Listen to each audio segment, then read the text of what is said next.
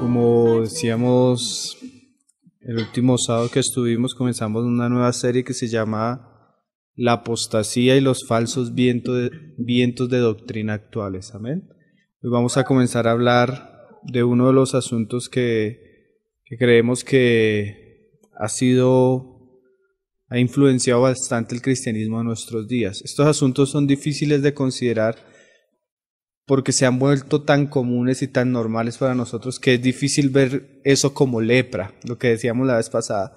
Cuando la lepra tiene cierto color y es visible, pues tú lo notas, pero cuando estamos hablando de ciertos asuntos espirituales, ciertamente lo único que nos puede mostrar cuando algo es contrario a las Escrituras o cuando no, es la revelación de la palabra misma.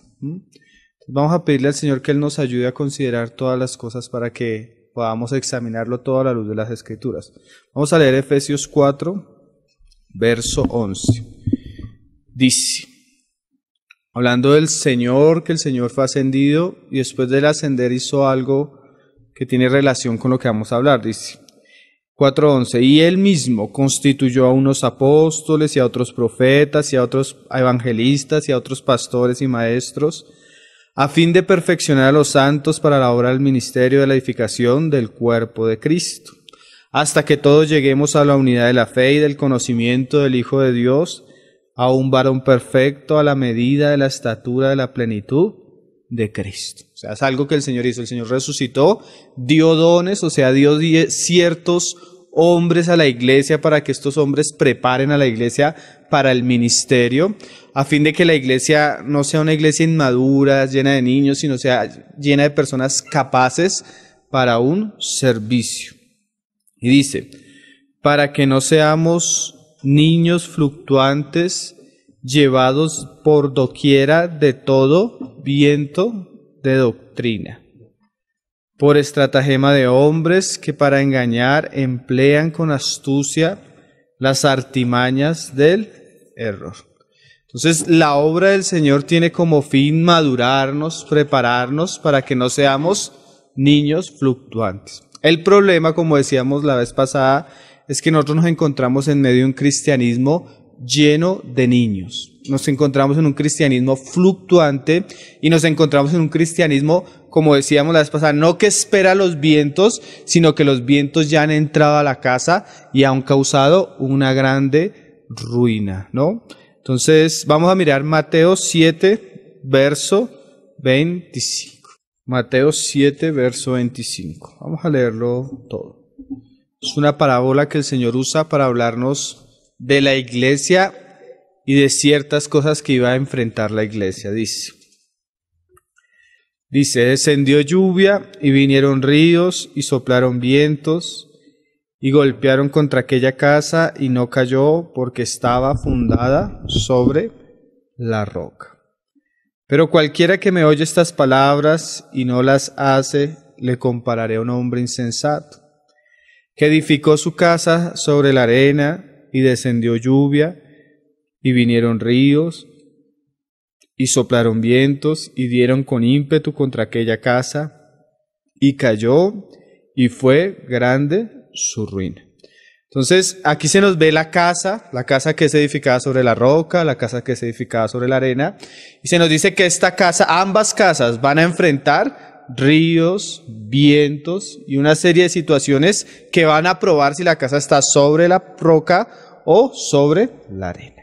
Entonces, nuestros tiempos es un cristianismo no que va a enfrentar, sino es un cristianismo que está en ruina de muchas maneras. ¿Por qué? Porque los vientos han tumbado la casa, los vientos han movido el cristianismo de su lugar, de su posición en Cristo, de su llamamiento, y la mayoría de cristianos en su inmadurez se han dejado llevar. ¿Sí? Como decíamos, esta es una serie que habla de apostasía, que habla de muchos asuntos que han apartado al pueblo de Dios del camino que el Señor tenía para ellos. Ciertamente hoy vemos un cristianismo grande, hermano, un cristianismo con grandes edificios, con grandes multitudes, un cristianismo pomposo que tiene mucho dinero, que tiene medios de comunicación, televisión, radio, un cristianismo que de alguna manera ha crecido y sigue creciendo constantemente. Pero aunque esa es una realidad, tú notas que entre más crece el cristianismo, ciertas cosas disminuyen. Entonces, a pesar de que el cristianismo crece, el cristianismo avanza, a pesar de que vemos muchas cosas que parecieran aparentemente buenas, cuando tú lo examinas, es un cristianismo que tiene falta y carencia de muchas cosas que son terribles, hermano. Muy grande, muy pomposo, pero sin Cristo.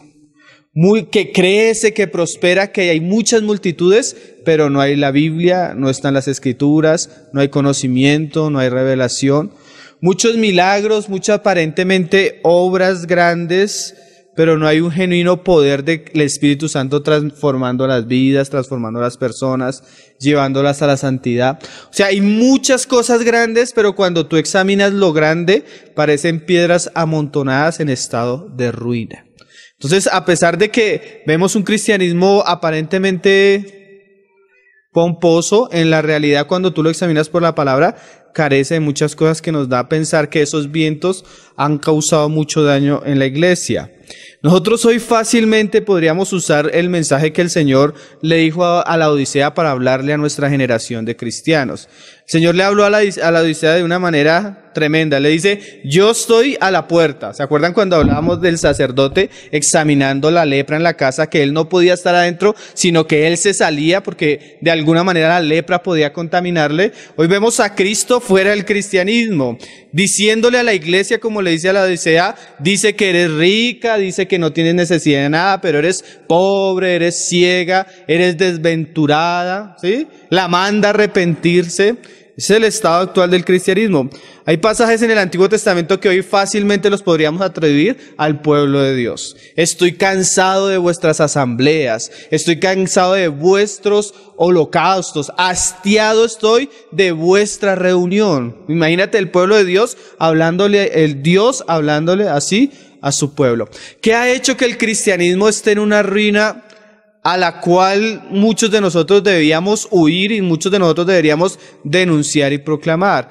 Los vientos de doctrina que se han hecho tan comunes. Entonces, hoy vamos a hablar del primer viento de doctrina que es muy sutil, pero que ha traído un gran mal al pueblo de Dios en nuestra época. Esto es parte de nuestra generación. Esto tú no lo escuchas cuando ves la iglesia primitiva. Esto tú no lo escuchas cuando ves la reforma. Esto tú no lo escuchas cuando ves los puritanos. Esto tú no lo escuchas con los bautistas. Esto tú no lo escuchas en los grandes movimientos misioneros, sino que esto es algo que se ha hecho muy común en nuestra época. Y el asunto es el falso evangelismo. El falso evangelismo ha sido uno de los grandes, ha sido el talón de Aquiles de nuestra generación. La manera como la mayoría de cristianos hoy predican y transmiten el evangelio de Cristo es totalmente contrario a las Escrituras. Entonces es el primer tema que vamos a estudiar hoy. Amén.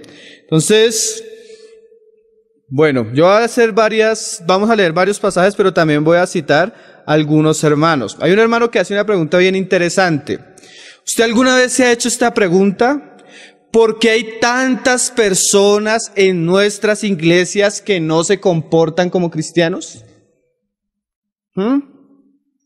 ¿Por qué hay tantos que dicen que son cristianos y no leen sus Biblias? ¿Por qué hay tantos que dicen que son cristianos y no oran?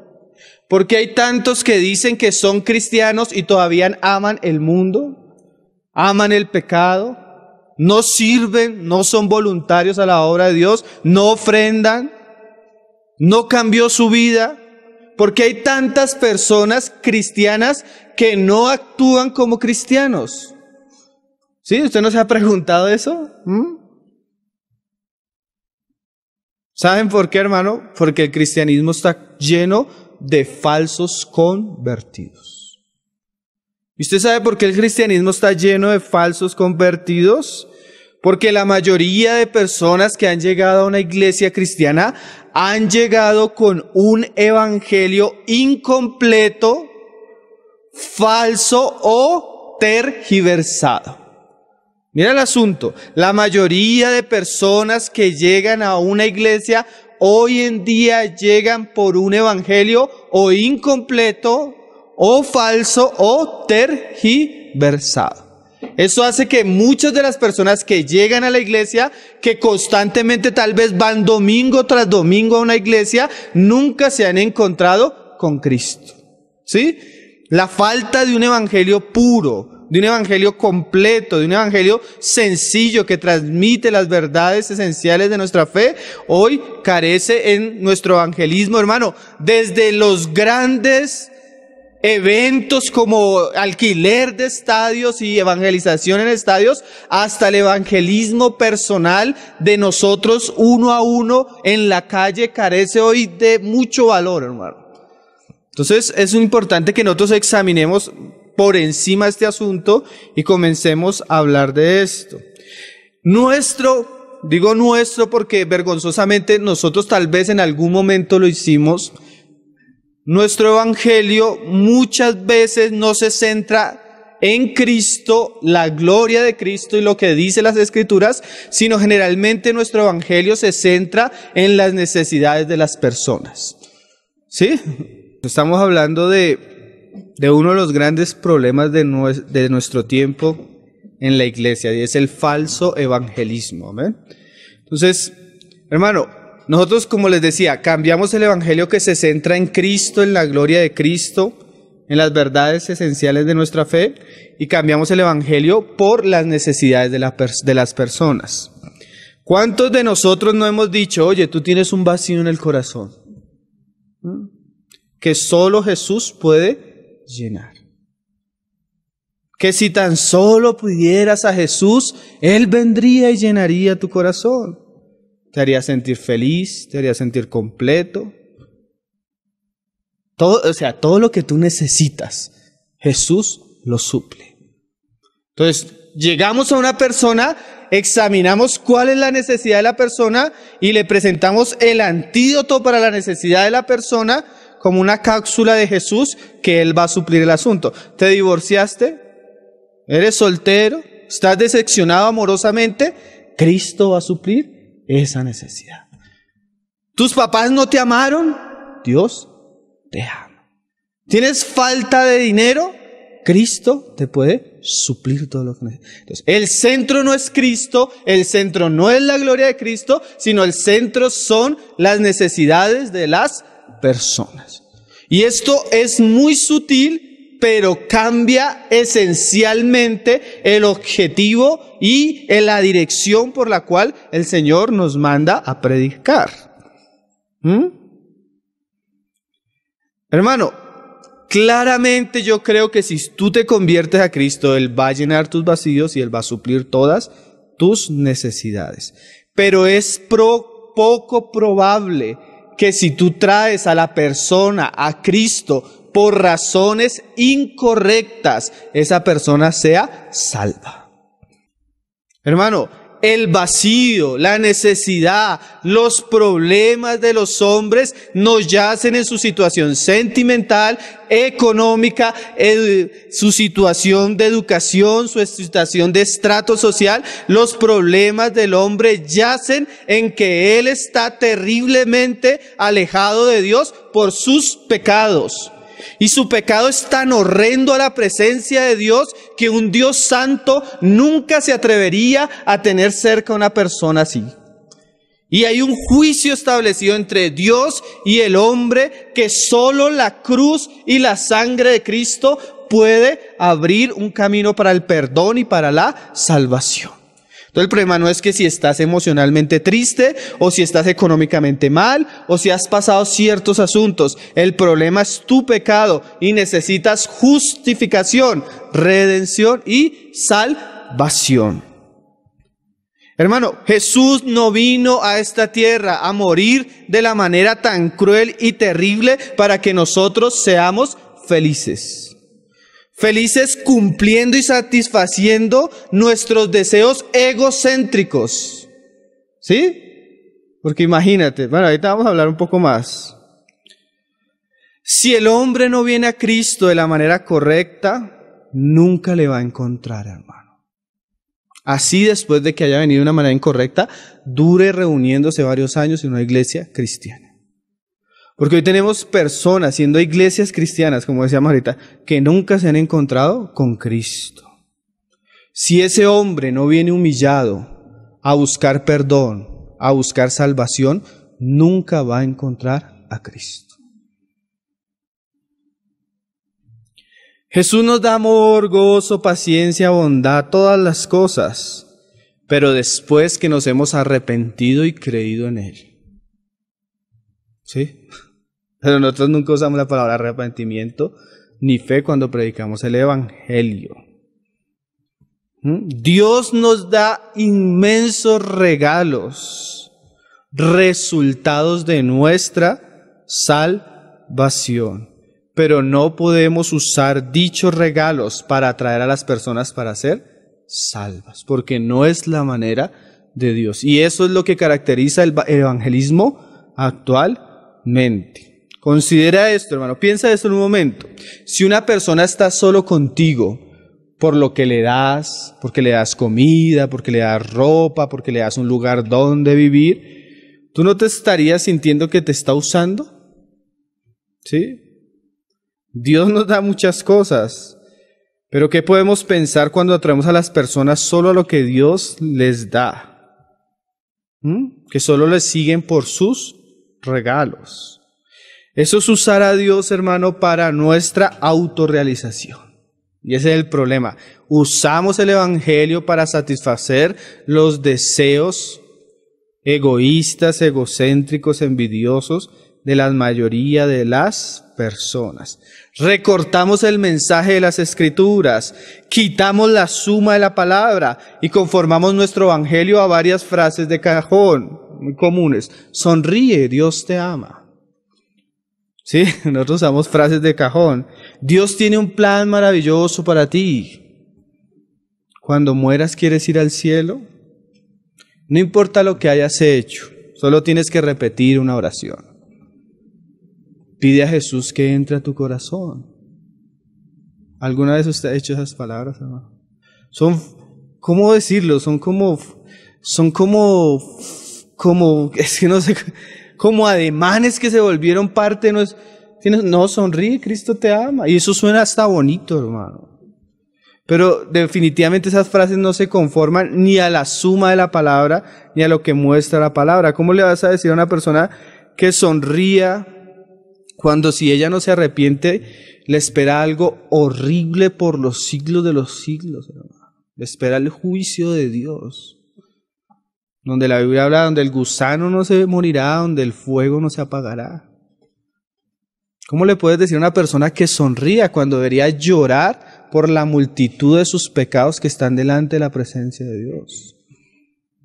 Si lleva 20, 30, 40 años viviendo contra Dios, contra la ley de Dios, aborreciendo la palabra de Dios, aborreciendo a los hijos de Dios.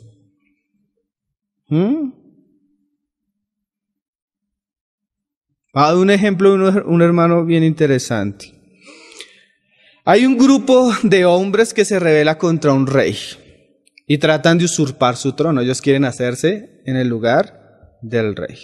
Viven en el bosque y pasan sus días deshonrando al rey, día tras día ofendiendo al rey, día tras día. Sin embargo, un día el rey decide perdonar a estos rebeldes. Y si no reciben el perdón, pues serán castigados. El rey manda un enviado al bosque.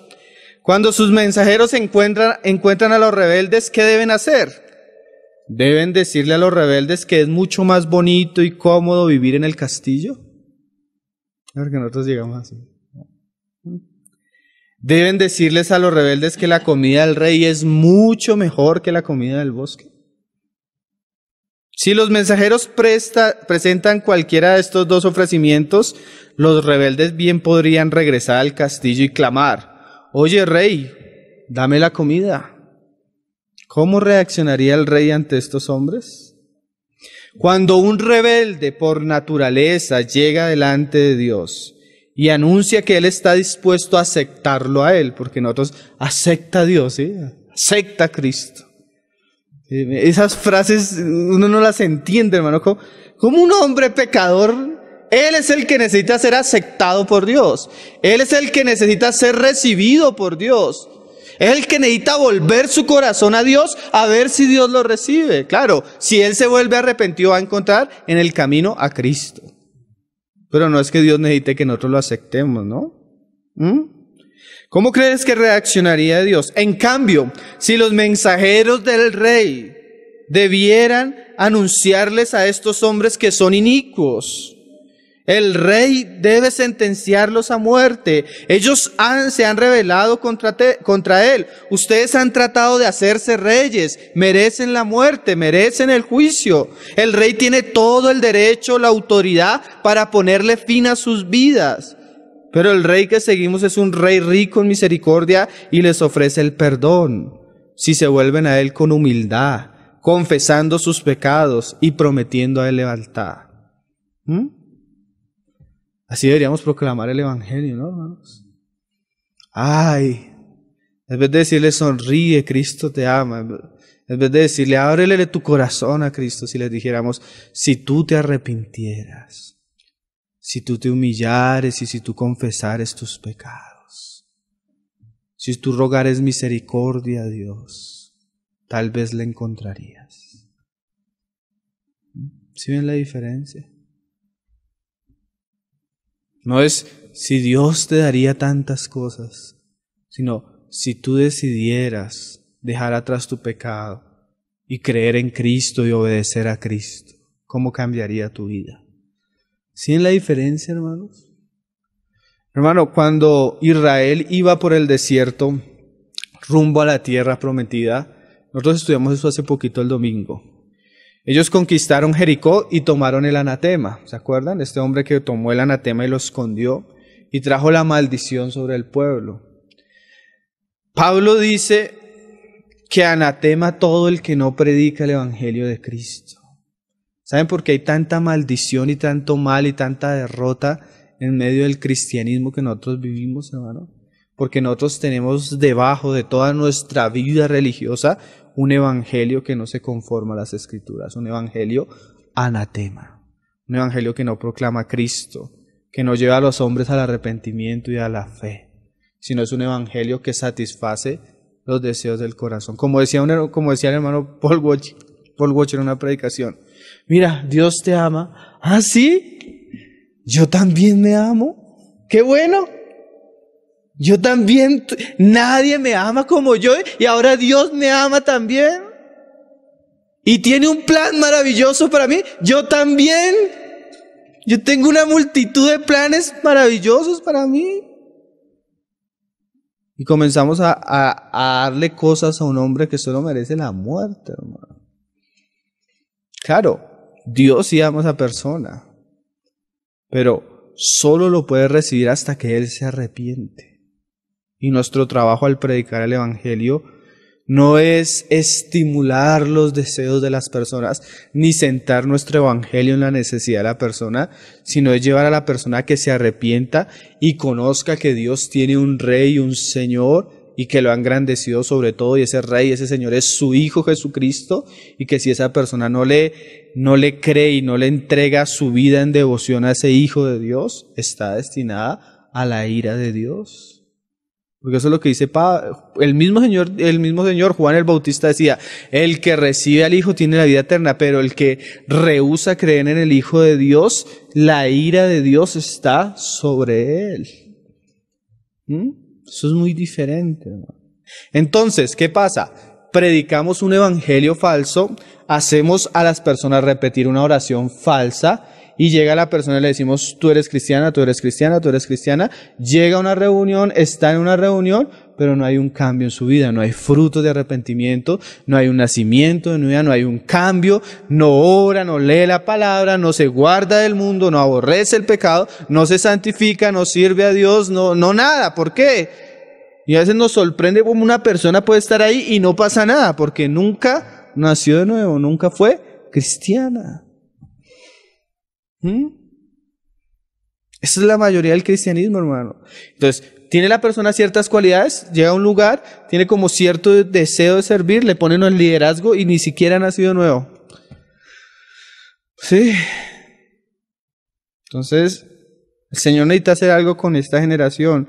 Necesita levantar personas que amen a Cristo, que amen la palabra, que vuelvan al Evangelio. Hermano, el Evangelio es la punta de la lanza de nuestra fe. O sea, es lo que hace que el Evangelio del reino de Dios avance. Y si la punta de la lanza, la espada que estamos usando, es una espada falsa, es una espada corrupta, ¿cómo esperamos tener un buen fruto si la semilla ya está corrompida, hermano?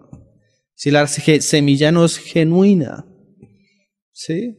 No es de extrañarnos el cristianismo hoy tan mundano, tan pecaminoso, lleno de pastores enriqueciéndose, llenos de personas que están en adulterio, llenos de personas con falsas doctrinas. O sea, no se extraña, ¿por qué? Porque la semilla es mala.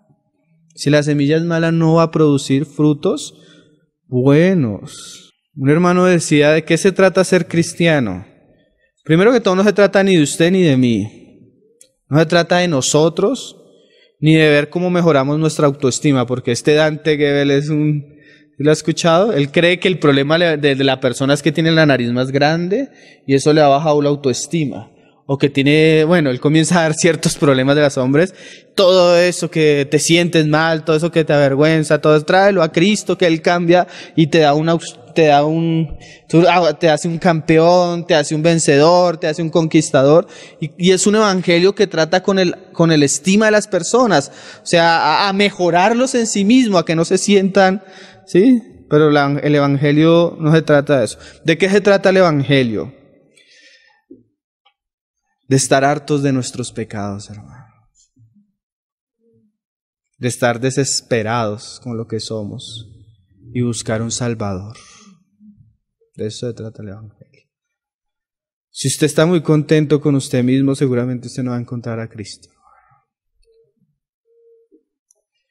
Se trata de ver a Cristo como un Salvador, no simplemente un reformador, o sea, alguien que te va a enseñar nuevas cosas. No, Cristo no solo viene a enseñarte nuevas cosas, Cristo viene a cambiarte totalmente. Cristo viene a ser una nueva criatura. ¿Sí? Se trata de ser libres del pecado, de la muerte y del infierno. No se trata de tener mejor casa, mejor educación y una mejor familia. Está en juego el destino eterno de las personas. Cuando yo le predico a una persona un evangelio falso, no solo la estoy engañando, sino la estoy haciendo 2 veces más hija del infierno. Porque la estoy engañando, haciéndola pensar que es cristiana, cuando ella ni siquiera ha gustado la salvación en Cristo Jesús. ¿Sí ven lo terrible de este asunto, hermano? Como decía un hermano, Hitler mató cuerpos, hermano, pero muchos de los que mató eran judíos y eran cristianos. Ellos inmediatamente murieron, fueron a un lugar de gloria y de descanso. Pero muchas veces las mismas iglesias cristianas están matando la fe de las personas con el evangelio que les están predicando. Y tienen un problema, porque imagínate, si es difícil tratar con cristianos nacidos de nuevo. Señor, un día le decía yo, Diana, dediquémonos a vender empanadas o hagamos algo diferente, porque nosotros como hombres somos difíciles, hermano. Y si es difícil tratar con una persona nacida de nuevo, imagínate tratar con un incrédulo llevándolo a vivir como un cristiano. ¿Sí me hice entender? Si es difícil que una oveja no se ensucie, no se esto, imagínate cuando tú tienes la casa llena de puercos, personas que no han cambiado de naturaleza, no han nacido de nuevo, obligándole a una persona a orar cuando ni siquiera tiene el Espíritu Santo, obligándole a una persona a santificarse, a dejar el mundo, a dejar el pecado, cuando ella lo ama profundamente. ¿Sí ven lo difícil, hermano? Entonces hace el cristianismo una situación bien caótica. Hermano, seguir a Cristo de verdad que en su esencia no es repetir una oración. Muchas veces va a implicar entregarlo todo. Muchas veces para muchas personas creer en Cristo implica perder sus familias, a veces implica perder sus trabajos, a veces sufrir persecución y muerte. Claro, aquí en Occidente, en estos países donde hay libertad religiosa, pues no es así. Pero en muchos lugares, el simplemente entregarle la vida a Cristo y bautizarse, eso es hacerse enemigo de sus familiares, eso es buscar persecución. Si usted trata de aferrarse a sí mismo, a sus planes, a su agenda, a su éxito, a su autoestima o a cualquier pecado, créame que nunca va a conocer lo que es el perdón ni la vida eterna. ¿De veras quiere seguir a Jesús? Él dijo, niéguese y tome su cruz. Le costará tal vez la vida. Si una persona, como vemos diciendo, llega al Salvador con cualquier otro motivo, salvo el deseo de estar a cuentas con Dios, perdonado por Dios, reconciliarse con Dios, esa persona no está lista para ser salva. Dios no salva a nadie orgulloso. Dios le da gracia a los humildes, pero resiste al soberbio. Imagínate que a veces nosotros evangelizando le decimos a la persona, mira, bueno, no importa, repite la oración, así no seas, así no quieras, así, solo 5 minutos y ahí te vas. La persona repite la oración y tú dices, gloria a Dios, ya es el convertido del día de hoy. Entonces llegas a la casa y tienes la lista donde vas anotando cuántos se han convertido. Y la persona solo repitió la oración porque tú la estabas forzando.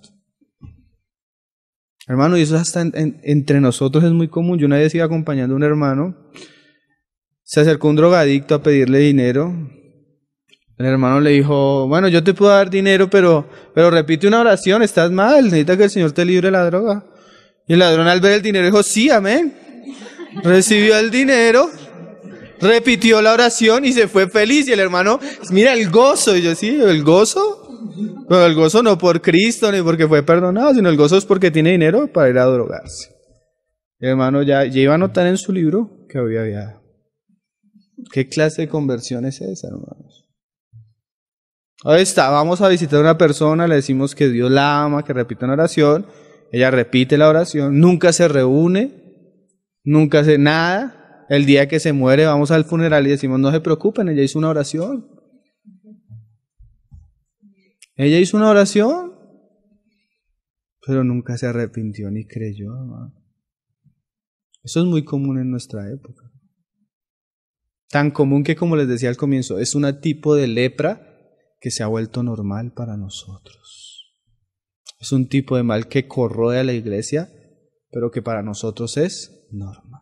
Es ese viento, hermano, que quitó del evangelismo, de los predicadores, la justicia de Dios, la ley de Dios, el reargüir el pecado, a comenzar a decir frases bonitas que no cumplen ningún objetivo en las personas. ¿Sí? Entonces la iglesia está llena de falsas conversiones. Hermano, cuando usted va a testificar, la pregunta del millón es esta.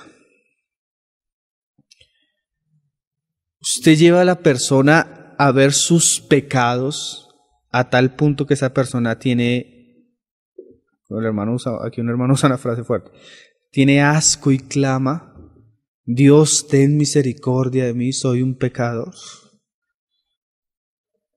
¿Sí?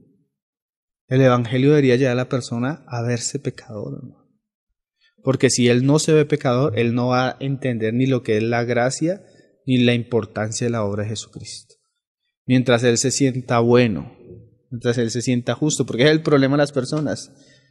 Se sienten buenos, ¿no? Se sienten buenos. Hasta en estos días veo una noticia de la esposa de un narcotraficante y le preguntan cómo él era.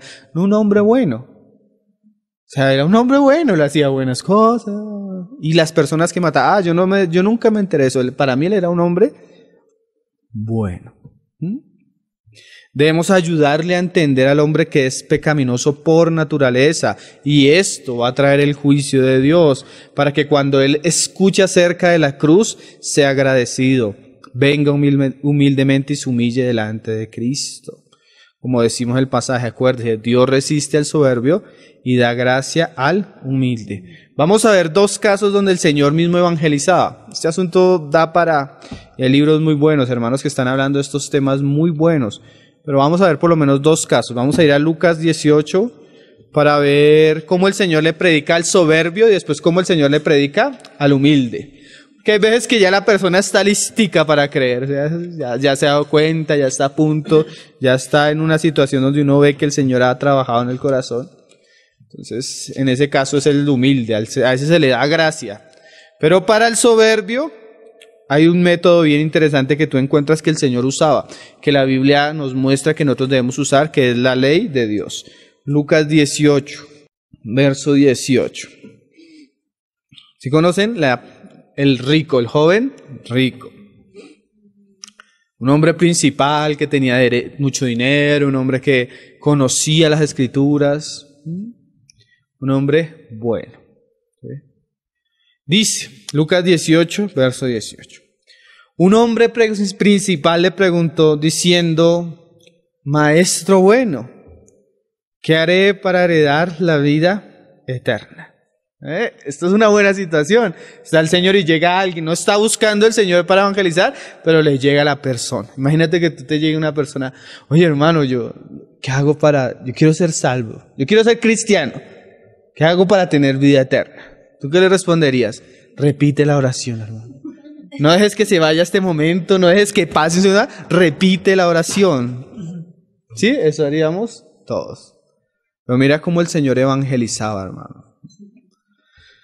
Entonces Dios primero comienza tratando con la falsa noción que este hombre tiene de sí mismo, porque esta persona por sus palabras le dice maestro bueno.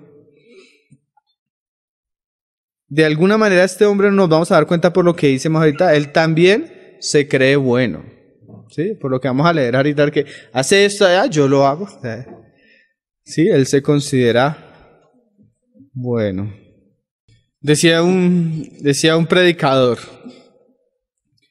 habiendo entrevistado a miles de personas, el gran problema que yo noto es que la mayoría de gente se cree bastante buena. ¿Sí? Ha hecho eso, pero se cree buena. Es un mentiroso, pero se cree. Es un adúltero, pero se cree bueno. Es un idólatra, pero se cree bueno. La mayoría de personas se creen buenas. Hasta uno a veces dice, no, es tan bueno que solo le falta ser cristiano. Dice, no. A veces uno ve a las personas, es tan bueno, buen padre, buen esposo, buen hijo, buen estudiante, buen trabajador. Entonces el Señor le quiere quitar el concepto a este hombre, le va a decir, bueno, solo es Dios. Porque nosotros tenemos un concepto de buenos cuando nos comparamos. Pues que yo no soy como el ladrón, yo no soy como el borracho, yo no soy como el alcohólico. Pero cuando tú te comparas con Jesucristo, ¿tú eres bueno? Cuando tú pones los 10 mandamientos y te comparas con la justicia de Dios, ¿eres bueno? Entonces ahí comienza el Señor a decirle, bueno, bueno solo es uno y Dios. Mira lo que le respondió el Señor. 18:20. Los mandamientos sabes. No adulterarás, no matarás, no hurtarás, no dirás falso testimonio. Honra a tu padre y a tu madre. Hermanos, al Señor se le olvidó el evangelio. Señor, ¿qué debo hacer para ser salvo? Guarda la ley. ¿Acaso el Señor sabía que por las obras de la ley no somos salvos? ¿Usted cree que al Señor se le olvidó? Decían, hermanos, ¿será que el Señor ese día estaba de mal genio y lo puso a guardar la ley? ¿Por qué el Señor le responde a esta persona así, hermano? ¿Cómo hubiéramos respondido nosotros? Cree en el Señor, confiesa en oración. ¿Por qué el Señor no le habla directamente por medio de su gracia o su evangelio, como nosotros lo conocemos en las Escrituras? Porque Dios tenía que bajar a este hombre del bus primero. Dios debía llevar a este hombre primero a arrepentirse de su condición pecaminosa. Y él solo se iba a dar cuenta de eso hasta que él viera su pecado. ¿Y qué mejor que la ley? Pero mira lo tremendo. Ahí en el 21 le dijo, todo esto lo he guardado desde mi juventud. O sea, este hombre se creía bueno. Las palabras del Señor claramente, como vemos en el resto de las Escrituras, no es para que él hiciera obras, sino era para destapar su conciencia y viera qué había en su corazón. Quería cavar en lo profundo de su ser y mostrar qué había en el corazón. Por ejemplo, cuando una persona viene a ti, y es que nosotros en lo práctico a veces perdemos la noción de esto. Oye, yo necesito que tú ores por mí. Sí, vamos a orar por ti. Señor, bendice a esta persona, ayúdala, mira el problema que tiene. Mira. Pero si tú le dijeras, oye, ¿yo cómo voy a orar por ti? Si es que tú tienes una deuda tremenda con Dios. ¿Has mentido? ¿Has adorado ídolos? ¿Has codiciado en tu corazón? ¿Haz esto? ¿Haz esto? ¿Yo cómo voy a orar por ti? ¿Necesitas arrepentirte? Dios, ¿cómo te va a bendecir en esa situación en la que estás? Yo puedo orar hasta por ti, Dios, concederte eso, pero ¿de qué te sirve eso si te vas algún día a enfrentar al justo juicio de Dios sin haberte arrepentido? No, yo no puedo orar por ti, te voy a leer el Evangelio, tú necesitas escuchar el Evangelio. ¿Sí ven la diferencia, hermano? Pero nosotros a veces tratamos a las personas como si fueran personas salvas, como si fueran personas buenas, como si Dios necesitara bendecirlos, sanarlos, prosperarlos. Vamos a orar para que el Señor solucione todos tus problemas que son consecuencias de todos tus pecados. Por lo menos deberíamos ser sinceros. Vamos a orar por todos tus problemas que son consecuencia de todos tus pecados. No, necesitas arrepentirte. Mira lo que pasó. Yo pienso que el Señor fue bien tajante con este hombre. ¿Por qué? Porque Él conocía el orgullo de este hombre. Hay personas que no les deberíamos decir Dios te ama, por el orgullo tan grande que hay en su corazón.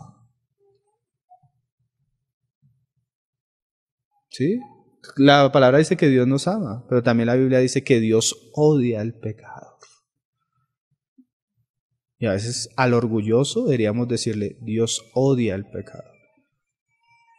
Dice la palabra, dice los salmos, y está cada día afilando su espada, esperando el gran día donde le va a pagar a todos los hombres por sus pecados. Cuando un orgulloso escucha una palabra así, ya no va a ver a Dios como un Dios que le está haciendo un favor, sino ya va a ver la necesidad de un Salvador, ¿cierto? Nosotros presentamos un Dios tan pequeño, hermano, que la gente se burla delante de ese evangelio que nosotros presentamos. Como decía una vez el hermano Paul Washer, decía, si viene un hombre pequeño así, un hombre pequeño, a buscarme problemas, yo le voy a decir, ¿cómo nos toca? Chiquito, se le burla. Pero si viene un hombre grande, fuerte, terrible, yo no lo voy a menospreciar de la misma manera, ¿cierto? Nosotros presentamos un Dios, hermano, que es una burla para nosotros. No presentamos el Dios grande y temible de Israel. No presentamos el Dios santo, santo, santo, que es fuego consumidor. Presentamos un Dios que es como un abuelo, que todo lo que el niño, el nieto le quiera dar, se lo da y lo consiente. ¿Sí? Y a veces los hombres necesitan conocer la justicia de Dios. El problema de nuestro evangelismo actual es que se centra en el hombre y ha perdido a Dios, la gloria de Dios, a Cristo, y ha vuelto algo todo simple y vano. Porque lo peor de todo esto es que no cumple el objetivo, o sea, no hay verdaderas conversiones. Mira lo que le dice el Señor ahí a este hombre. Jesús, oyendo esto, le dijo, aún te falta una cosa, vende todo lo que tienes y dalo a los pobres y tendrás tesoro en el cielo, y ven y sígueme. Entonces él, oyendo esto, se puso muy triste porque era muy rico. Y se fue, dice otro pasaje. Este pasaje no dice que se fue, pero se da a entender por lo que sigue diciendo. ¿Por qué, hermano, el Señor le dice esto al hombre? Quería destaparle el corazón. ¿Qué le quería mostrar? Que ni siquiera el primer mandamiento guardaba, que es amarás al Señor, tu Dios, sobre todas las cosas, con toda tu mente. Este hombre amaba el dinero. ¿Sí? Ese es su Dios, ahí se nos destapó. Amaba el dinero. Y no estaba dispuesto a dejar ese dinero y mucho menos a dárselo a los pobres. ¿Por qué el Señor no le predica el evangelio a este hombre? Sí le predica el evangelio. Solo que antes de llevarlo al evangelio lo hace consciente de lo que él ama y de lo que lo tiene lejos de Dios, el dinero. ¿Sí? ¿Cuántas personas? Oye, nada, es que yo esto y esto. Mira, renuncia a tu profesión, deja todo y vuélvete a Cristo y de pronto Él te conceda la salvación. No, no, no. Y una vez, no, no, no. Ahí tú notas que la intención del corazón no es verdadera. Hermanos, pensaba yo leyendo este pasaje, sería mejor que la mayoría de personas que vienen con intenciones falsas salgan corriendo a tener personas que no tienen una conversión verdadera en medio de la iglesia. Imagínate, en nuestros tiempos el hombre hubiera repetido una oración y hubiera ido unos domingos a la iglesia. Tal vez hubiera ofrendado algo de lo que le sobra, tal vez hubiera cantado canciones, tal vez hubiera esto, pero tal vez nunca se hubiera convertido. Qué cosa tremenda, ¿no? Tal vez hubiera hecho una reforma ahí moral de cambiar ciertas cosas, pero tal vez nunca se hubiera convertido. Hermano, el Señor no insistió, el Señor no forzó, simplemente le habló con la ley de Dios y lo expuso. Si este hombre hubiera recibido, hubiera dicho, Señor, yo soy un pecador, yo amo más el dinero que cualquier otra cosa, perdóname. Ahí hubiera habido conversión.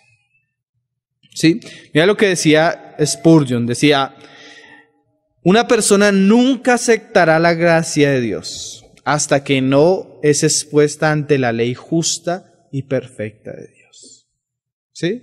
Una persona orgullosa nunca va a saber lo que es la salvación, el amor de Dios y el sacrificio de Cristo hasta que ya no es expuesta por la ley de Dios y ve su condición de pecado. Mira lo que dice el Salmo 19, verso 7.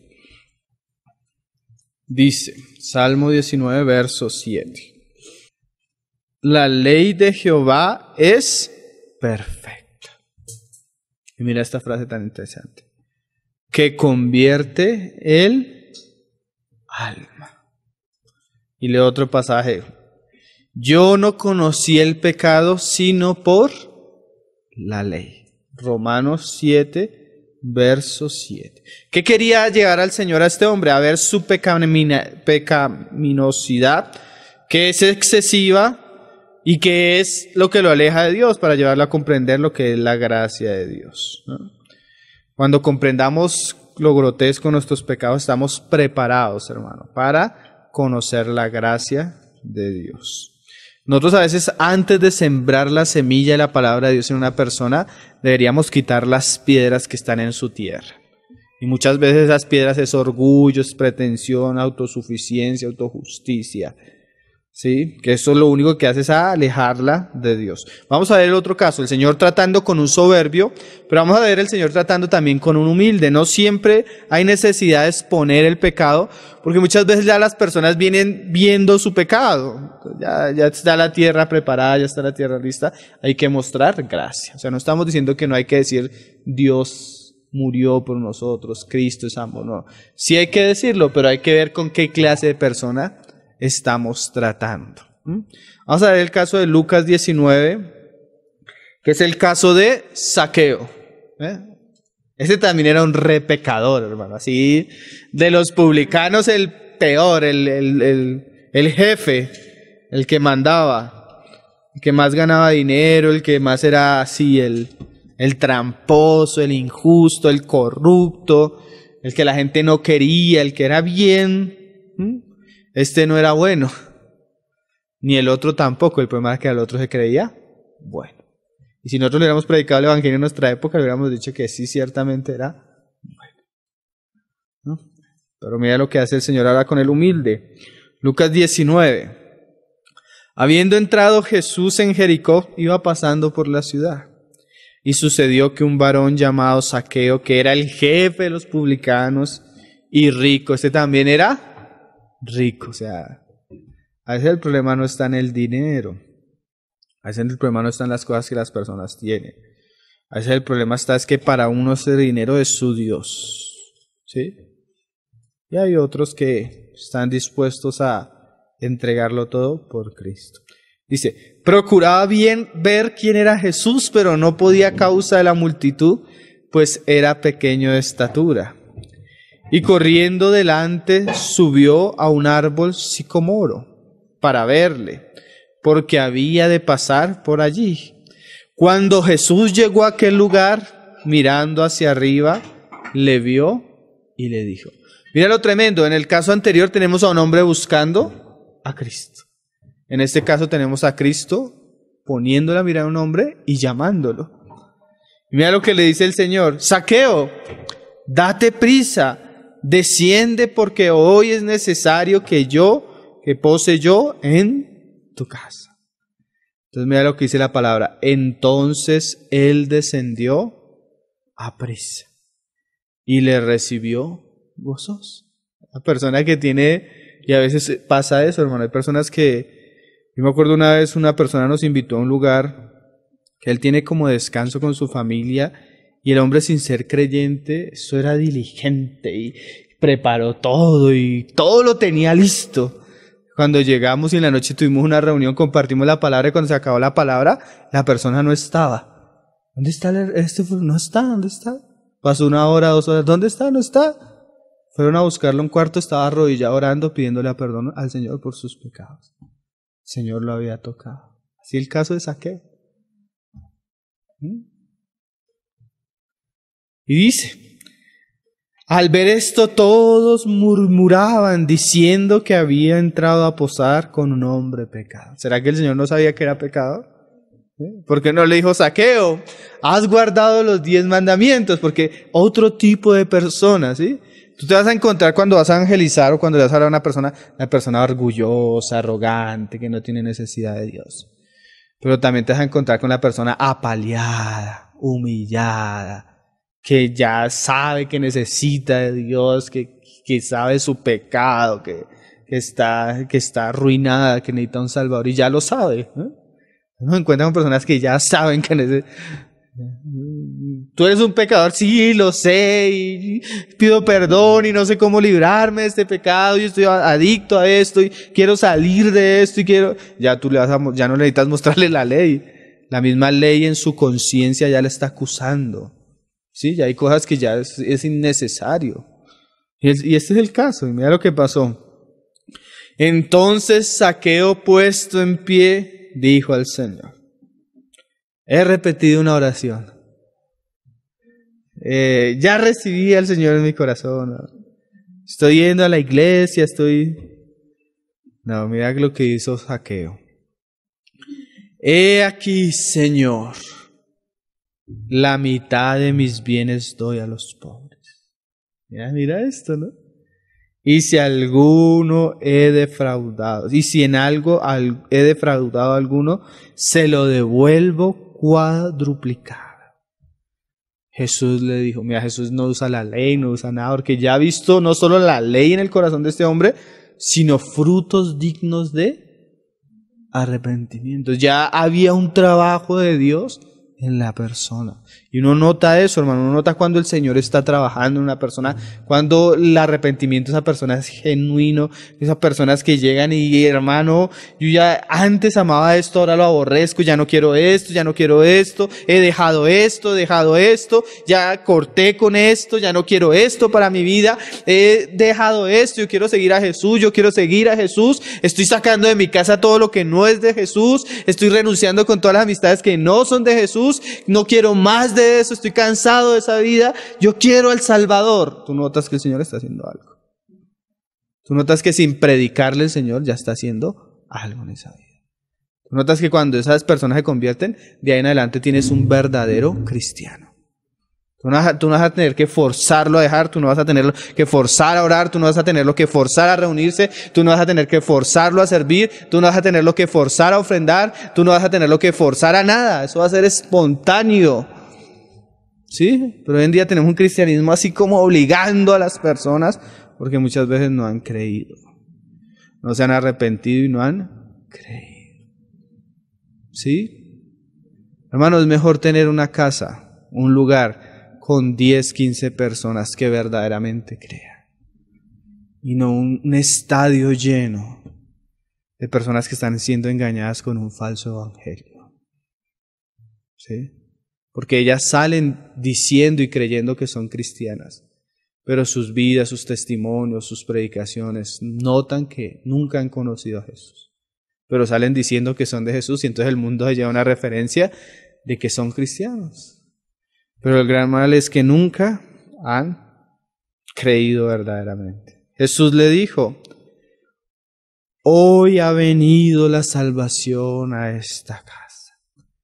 ¿Por qué creemos que este hombre creyó? Porque lo que el Señor dice, mira, dice, por cuanto él también es hijo de Abraham. Y dice Pablo más adelante que los hijos de Abraham son los de la fe. Porque el Hijo del Hombre, ¿por qué este hombre creyó, hermano? Porque este hombre se vio pecador. ¿Por qué lo decimos? Por lo que el Señor mismo dice, porque el Hijo del Hombre vino a buscar y a salvar lo que se había perdido. O sea, este hombre se vio perdido. Cuando las personas se ven perdidas, hay un Salvador, ¿no?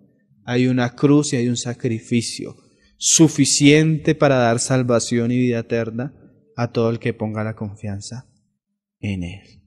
Entonces, uno de los grandes vientos, hermano, uno de los grandes problemas del cristianismo actual es que ha venido un viento, ha venido un soplo del mismo infierno, hermano, que nos ha quitado la pureza del evangelio y nos ha dado un evangelio incompleto, corrupto y falso. Y eso ha traído multitudes de falsas conversiones a la iglesia, trayendo el pecado y el mundo y muchas cosas a la iglesia por causa de que no ha habido una verdadera conversión. Entonces, nuestro tema hoy, la falsedad del evangelismo actual. Pues comenzamos primero con las cosas de afuera, hermano, ¿sí? Porque el evangelio es aquello que se da hacia afuera. Pero cuando sigamos con nuestro estudio de apostasía vamos a llegar con las cosas que hay más adentro. Hasta ahora vamos con la punta de lanza que es el evangelismo, pero son más las cosas que vamos a tratar. El Señor nos ayude, hermano, y esto nos sirva, porque, hermano, nosotros somos llamados a dar testimonio de Jesús. Tal vez yo no llene un estadio, tal vez el Señor no me haya mandado a predicar a multitudes, pero en mi trabajo, en mi estudio, en mi familia, hay personas que necesitan escuchar el evangelio. Y yo tengo la responsabilidad de predicarlo como la palabra manda a predicarlo. Porque yo voy a ser responsable delante de Dios. Dice, maldito todo aquel que predica otro evangelio. El Señor nos ayude a... Esto ciertamente, este tema daría para muchas enseñanzas. Simplemente nosotros queremos mostrar por encima por lo menos lo que ha pasado en la iglesia que ha causado tantos males. Amén. Vamos a orar para terminar y el Señor nos ayude en todo eso, hermano.